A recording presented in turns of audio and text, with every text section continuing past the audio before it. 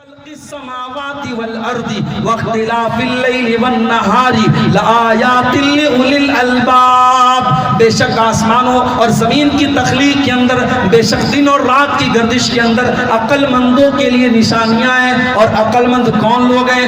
اللہ نے فرمایا الذین یذکرون اللہ قیاما وقعودا وعلی جنوبہم ویتفکرون فی خلق السماوات والارض ربنا ما خلقت ھذا باطلا۔ اللہ نے کہا عقل مند وہ لوگ ہیں۔ রাজপাড়া একটা মেয়ে ছেলে কাইন্দে বিয়াগুলো আছে স্টেজে আছেন, কে এমন মা আছে যে নিজের ছেলে ছেড়ে আপনি ঘুমিয়ে আছেন? রাজপাড়া সিরাজুলের মেয়ে।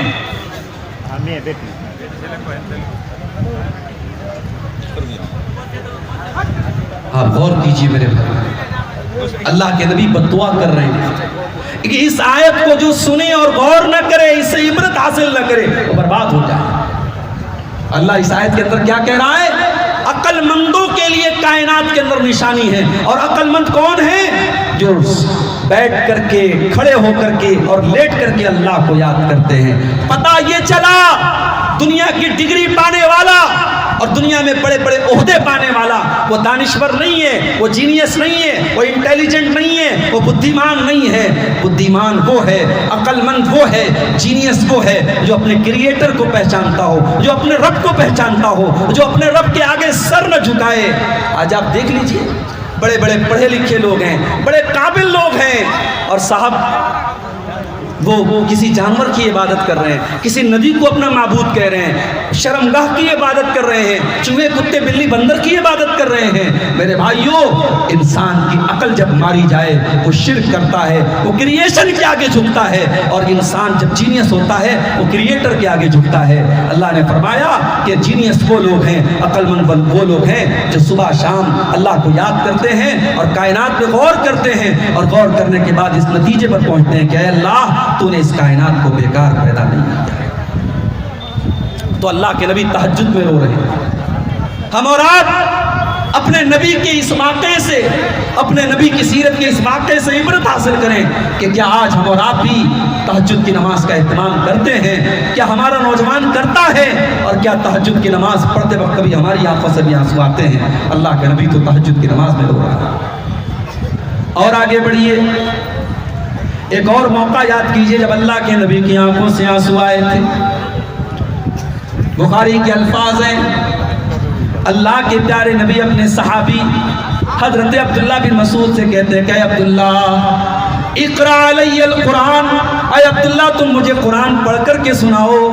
حضرت عبداللہ نے فرمایا اے اللہ کے نبی میں آپ کو قرآن کیسے پڑھ کے سناؤں؟ وعلیک انزل، یہ قرآن تو آپ ہی کے اوپر اتارا گیا ہے۔ اے اللہ کے نبی میں آپ کو قرآن کیسے پڑھ کے سناؤں؟ آپ تو خود صاحب قرآن ہیں، آپ کے اوپر تو قرآن اترا ہے، میں آپ کو قرآن کیسے سناؤں؟ آپ نے فرمایا انی احب ان اسمعہ من غیری، اے عبداللہ آج میں کسی دوسرے کے منہ سے قرآن سننا چاہتا ہوں۔ او لوگو، ہمارا نبی تو قرآن کو سننے کی تمنا کر رہا ہے، ہمارے نبی تو قرآن سننے کی تمنا کر رہے ہیں، جبکہ ہمارے نبی تو رات و دن قرآن پڑھنے والے ہیں۔ او لوگو، او نوجوان ساتھیوں، رات و دن موبائل میں اور سوشل میڈیا میں ملوث رہنے والے میرے نوجوان ساتھیوں، کبھی ذرا سوچو تم نے آخری بار قرآن کو کب پڑھا تھا؟ تم نے تو کار کے اندر بھی گانے کو سیٹ کر کے رکھا ہے، تم نے تو موبائل کی کالر ٹیون میں بھی گانے سیٹ کر کے رکھا ہے، جب تم بائک چلاتے ہو تب بھی اپنے کانوں میں ہیڈ فون لگا کر کے گانے سنا کرتے ہو، جب تم کار چلایا کرتے ہو تب بھی تم گانے سنا کرتے ہو۔ اللہ نہ کرے اگر ٹرین کا، کار کا یا بائک کا ایکسیڈنٹ ہو جائے، حادثہ ہو جائے اور اسی حالت میں تمہاری موت ہو جائے تو اللہ کے نبی فرماتے ہیں ان العبد یبعث علی ما مات علی، بندہ جس حال میں مرے گا اسی حال میں کل قیامت کے دن اٹھایا جائے گا۔ میرے نوجوان ساتھیوں، اگر ہو سکے اپنی مصروف زندگی میں سے کچھ ٹائم قرآن کو سننے سنانے کے لیے بھی نکال لیا کرو، شاید اسی حالت میں ہماری موت آ جائے تو کم سے کم اللہ کے ہاں ہم اللہ کی بارگاہ میں نجات تو پا سکتے ہیں کہ ہم قرآن پڑھتے وقت پڑھتے ہوئے دنیا سے آئے تھے۔ اللہ کے نبی حضرت عبداللہ سے کہہ رہے ہیں عبداللہ مجھے قرآن پڑھ کے سناؤ، میں دوسرے کے منہ سے قرآن سننا چاہتا ہوں۔ آج ہمارے بہت سارے نوجوان بھائی کہتے ہیں ہمیں میوزک سے سکون ملتا ہے، ہم کوئی اپنی پسند کا میوزک سنتے ہیں تو ہمارے دل کو سکون ملتا ہے۔ میں کہتا ہوں وہ دل مردہ ہے، چکا ہے وہ دل ڈیڈ ہو چکا ہے جس دل کو میوزک سے سکون ملتا ہو. اس لیے کہ ایمان والے کے دل کو تو میوزک سے سکون نہیں ملتا ہے, ایمان والے کے دل کو اللہ کے ذکر سے سکون ملتا ہے. الا بذکر اللہ تطمئن القلوب, میرے بندو تمہارے دلوں کو اللہ کے ذکر سے سکون ملتا ہے.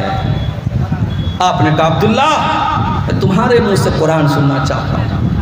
اور یہاں ایک بات اور نوٹ کر لو, صحابہ میں ہر صحابی کی اپنی ایک کوالٹی تھی. کوئی صحابی لڑنے میں ماہر ہے, کوئی صحابی علم میں ماہر ہے, کوئی صحابی فتویٰ دینے میں ماہر ہے. ہر صحابی کا اپنا ایک کردار ہے. حضرت عبداللہ بن مسعود رضی اللہ تعالیٰ عنہ قرآن کے بہت اچھے قاری تھے, قرآن بہت اچھا پڑھتے تھے. بلکہ اللہ کے نبی خود فرماتے ہیں اگر کسی کو قرآن ایسا سننا ہو جیسے قرآن ابھی تازہ تازہ اتر رہا ہے اور نازل ہو رہا ہے, ایسا قرآن اگر کسی کو سننا ہے تو عبداللہ بن مسعود سے سن لو. یہ قرآن اتنا بہترین پڑھتے تھے. اگر آج آپ کا بچہ قرآن کا حافظ ہے, اگر آج آپ کا بچہ قرآن پڑھ رہا ہے اور تراویح کی نماز میں سینکڑوں اور ہزاروں لوگ آپ کے بچے کے پیچھے تراویح کی نماز پڑھ رہے ہیں, میرے بھائیوں یہ خوش قسمتی اور خوش نصیبی کا مقام ہے. قرآن کو پڑھنے پڑھانے والے سے بڑا کسی کا مقام نہیں ہے. حضرت عبداللہ بن مسعود کہتے ہیں میں اللہ کے نبی کو سورہ نساء پڑھ کے سنانے لگا, میں سورہ نساء کی تلاوت کرنے لگا. جب میں سورہ نساء کو پڑھنے لگا تو پڑھتے پڑھتے میں سورہ نساء کی اس آیت کے اوپر پہنچا فَكَيْفَ إِذَا جِئْنَا مِنْ كُلِّ أُمَّةٍ بِشَهِيدٍ وَجِئْنَا بِكَ عَلَى هَؤُلَاءِ شَهِيدًا. اے نبی, اے میرے رسول, ہر امت میں سے ہم ایک گواہ لائیں گے اور اے نبی آپ کی امت کے اوپر ہم آپ کو گواہ بنائیں گے. حضرت عبداللہ کہتے ہیں جب میں اس آیت کے اوپر پہنچا اللہ کے نبی نے ہاتھ اٹھا کر کے کہا کہ عبداللہ بس کرو, اب روک دو, اب تلاوت روک دو. میں نے نظریں اٹھا کے دیکھا فَإِذَا عَيْنَاهُ تَذْرِفَانِ, اللہ کے نبی کی آنکھوں سے آنسو بہ رہے تھے. اللہ کے نبی رو رہے تھے, اللہ کے نبی کی آنکھوں سے آنسو بہ رہے تھے. آپ اس لیے رو رہے تھے آپ کو اپنے کندھے پر ڈالی جانے والی ذمہ داری کا احساس تھا. آپ کو یہ احساس تھا اتنی بڑی ذمہ داری اللہ نے میرے کندھے پر ڈالی ہے, میری ساری امت کے بارے میں مجھے گواہ بنایا جائے گا, مجھ سے سوال کیا جائے گا. اس ذمہ داری کے بارے میں سوچ کر کے اللہ کے نبی رو رہے تھے. آج کون ذمہ داری کے بارے میں سوچ کے روتا ہے؟ آج تو ہوڑ لگی ہے عہدوں کی, مجھے امیر بنا دو, مجھے ناظم بنا دو, مجھے خزانچی بنا دو, مجھے مدرسے کا ناظم بنا دو, مجھے مسجد کا متولی بنا دو. آج تو صاحب سیاست ہوتی ہے, پالیٹکس ہوتی ہے, لڑتے ہیں, جھگڑتے ہیں, خرید و فروخت ہوتی ہے. آج تو عہدے اور کرسی کے لیے انسان کسی حد تک گر جاتا ہے. میرے بھائیوں, ہمارے نبی نے یہ سبق ہمیں سکھایا کہ عہدے اور ذمہ داری یہ لینا بہت آسان کام ہے, اسے نبھانا بہت مشکل کام ہے. اللہ کے نبی اپنی ذمہ داری کے بارے میں سوچ کر کے رو رہے ہیں. میرے بھائیوں, آپ کی آنکھوں سے آنسو بہہ.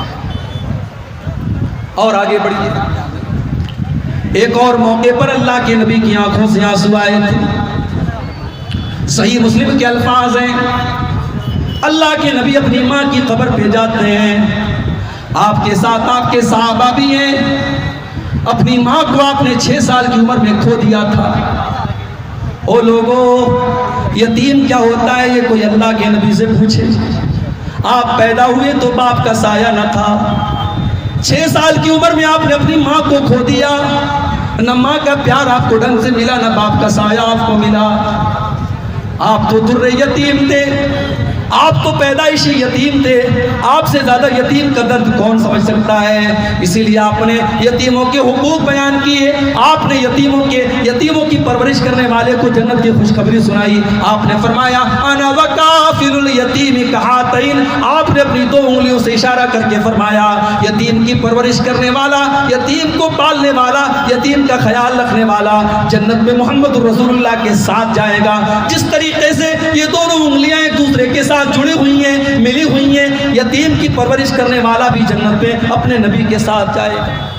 یتیم کے حقوق کا آپ نے بیان کیا. آج برسوں کے بعد آپ کا گزر اپنی ماں کی قبر کے پاس سے ہو رہا ہے.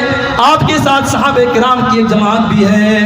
میرے پیارے ساتھیوں, یتیم تو اس بچے کو کہتے ہیں جو ابھی نابالغ ہو. اللہ کے نبی کی عمر تو 40-50 سال کے پار ہو چکی ہے. آج آپ کا بچپن نہیں ہے, آج آپ کی جوانی نہیں ہے، جوانی کے بعد کا پیریڈ ہے، پھر بھی جب اپنی ماں کی قبر کے پاس سے آپ گزرتے ہیں، ماں کی ممتا آپ کو یاد آ جاتی ہے، ماں کا پیار آپ کو یاد آ جاتا ہے، ماں کو کھونے کا احساس آپ کو یاد آ جاتا ہے۔